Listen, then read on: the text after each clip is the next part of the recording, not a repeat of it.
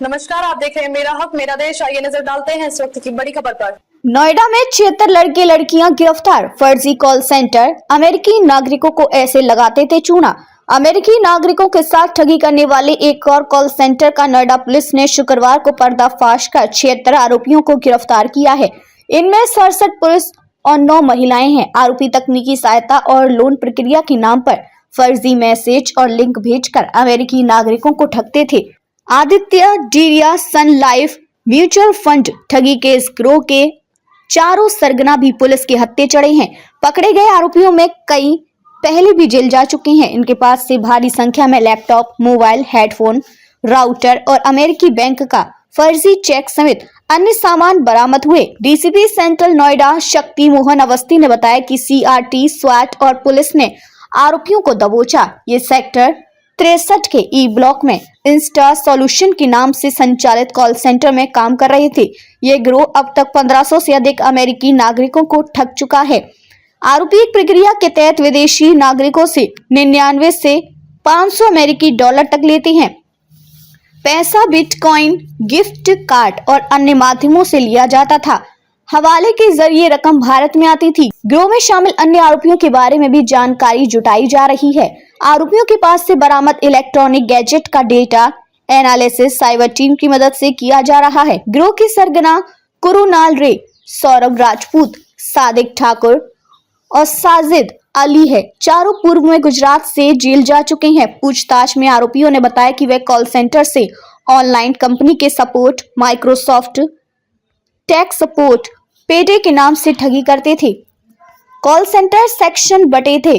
गिरोह के सरगना स्काइप ऐप के जरिए ग्राहकों के व्यक्तिगत डेटा खरीदते थे। इसका भुगतान USDT में किया जाता था। डेटा आने के बाद आरोपी अमेरिकी नागरिकों के कंप्यूटर में एक बग भेजते थे। एक साथ 10,000 लोगों को मेल या मैसेज भेजा था।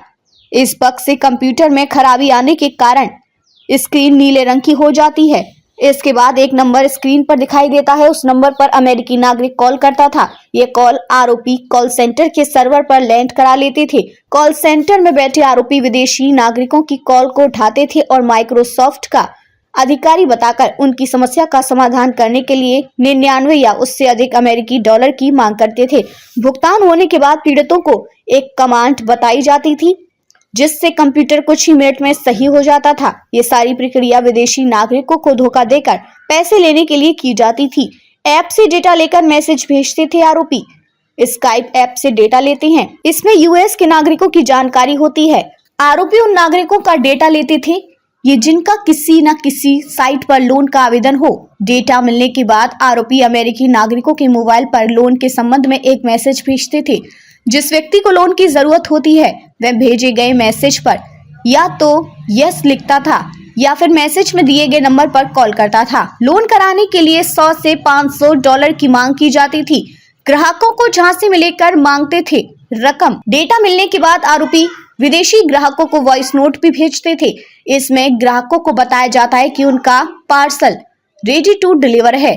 ग्राहक अगर कहता था कि उन्होंने पार्सल नहीं मंगवाया तो आरोपी बताते थे कि उनका अकाउंट चोरी हो गया है।